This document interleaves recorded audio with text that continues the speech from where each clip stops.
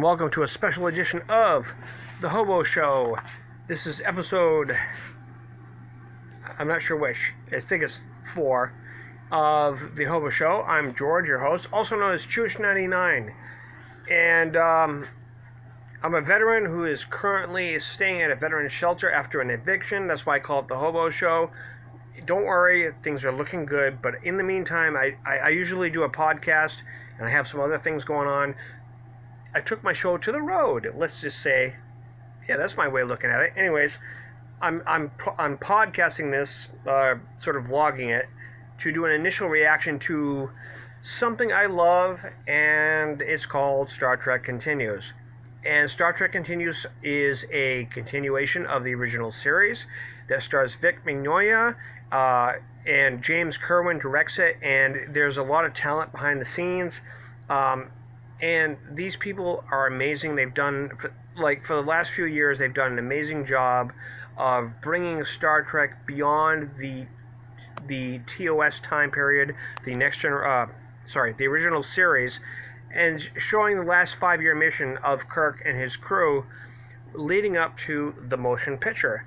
Now, I want to put a little pin mark on that because that's the key to this 2-part finale. And when I say finale, I mean series finale. Because this was a 2-part series finale called To Boldly Go, and it was directed by James Kerwin. I had the honor of interacting and meeting James Kerwin, sort of, in a podcast that I helped with called Straight Out of Gallifrey, which was a Doctor Who podcast which he guest starred on, and we had him on the show with some friends of mine, Sunsail and Sori, and I've talked to him. I've met Vic, who plays Captain Kirk, through GNT, a podcast. We did a 24 hours of GNT podcast. I asked him a few questions during that sort of blurry, drunken night. Just kidding. But no, really, I really admire Vic, and I asked him a few questions about audio productions. And Vic is an amazing man, and he is a great talent. He makes an incredible Captain Kirk. And Vic, I hope you see this review and take it with a grain of salt that you have a big fan right here. And we have mutual friends, the GNT show, Terry and Michael and Nick. And I produce a series called Starfinder, which is an audio drama. Adrienne Grady is the star of that show. Not star, but she's one of the many stars in that show, and you have worked with her, Vic, in Renegades. When you played the Cardassian, she played a walking crew member. You probably know who she is. Anyways, the point I'm trying to make is I'm trying to do my review of Star Trek Continues. This is a love letter more than a review of To Boldly Go Parts 1 and Part 2. Now, I made a few notes because when I saw Part 2, I was kind of blown away, and I had to sit and kind of collect my thoughts because, first of all, the whole cast, hats off, and James Kerwin directing. Whoever wrote the episode, I'm sorry I can't give you credit right now because I did this hastily. But you guys did an amazing job of trying to sort of put a cap end to the whole, leading off from everything that was great about the original series, and bringing it to a fruition to lead into the motion picture. I always thought it would be awesome if you guys had those motion picture uniforms by the end of the series. Close enough, Vic. You look awesome, by the way, in that Vice Admiral uniform. And I want to make special shout out to Grant Imahara, who plays Spock. And I love the idea that you guys addressed Spock's reasoning for going into the Kolinahr in the motion picture. He became emotional. He was starting to express and learn about his emotions, and he was starting to care for the counselor character, who was played by Michelle Spence, who was a great actress, who was an additional character that they added, as well as Kipley Brown's character, who she was great too, as one of the navigators on the Enterprise.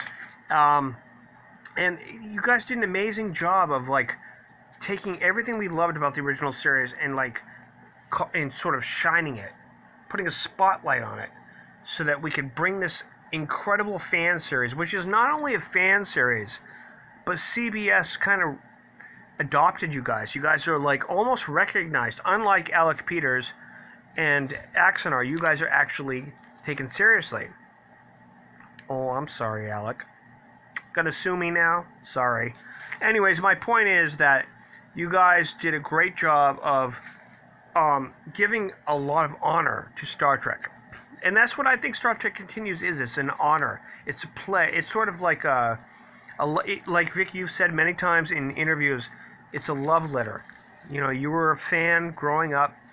You recorded all of those episodes as a kid with your tape recorder to listen back. And you know, I always, like, was really touched by those stories that you told in interviews I've seen on YouTube. And I hope one day that we can meet, okay? But you're my hero. I think you're my Kirk, outside of Shatner, of course. And you did an amazing job, man. And James Kerwin, you are an amazing director.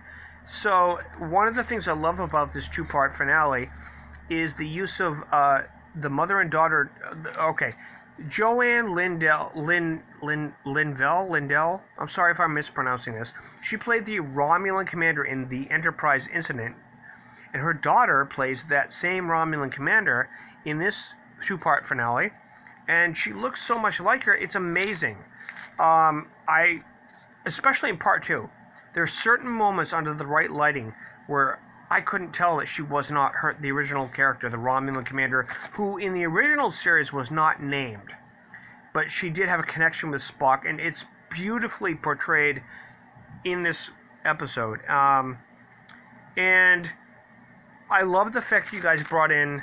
You guys have a lot of connections to the Sixth Doctor era, don't you? And you know what I'm talking about. First of all, you've had Colin Baker, who was the Sixth Doctor Who, in one of your episodes, and then in this finale, you get his companion, Perry, played by Nicola Bryant, as one of the characters, as sort of the villain. Well, that's pretty awesome, coming from a Sixth Doctor fan. And I know that, like, I've talked to James on a podcast straight out of Gallifrey, and he loved the Sixth Doctor and Perry, who she played, and you brought her on board for this, and you got her on. It was good. You guys did a great job. And that final moment, that final scene where, you know, Kirk is in that Vice Admiral uniform. The Enterprise is going into dry. We're seeing the reasons why it needed a refit. I've seen all these little Easter eggs, all these little nods, this little loving touches that you guys delivered. Man, I am awestruck. Awestruck is the only way to describe how I feel. I hope you do something else. I hope CBS officially somehow brings all of you on board, maybe, if not for Discovery, but for one of the other shows that they're going to spin off, because I feel like they're building a universe in this new CBS All Access. So maybe there's room for you guys. Maybe you guys can do something in that. If you don't, I mean, do something, man. You guys are awesome, and I know that you guys will do a great job. You delivered what you needed to do, and you made everybody happy, and you provided closure. You provided closure for that final stretch that we never saw. We only got to see 3 years out of the 5-year mission. 3 out of the 5 in the original series. You filled out those last 2 years perfectly. I consider it my canon. And I think CBS, unofficially, they're giving you the wink. Vic, Michelle, James, Kipley, everybody, thank you. And I'll talk to you next time. We have to.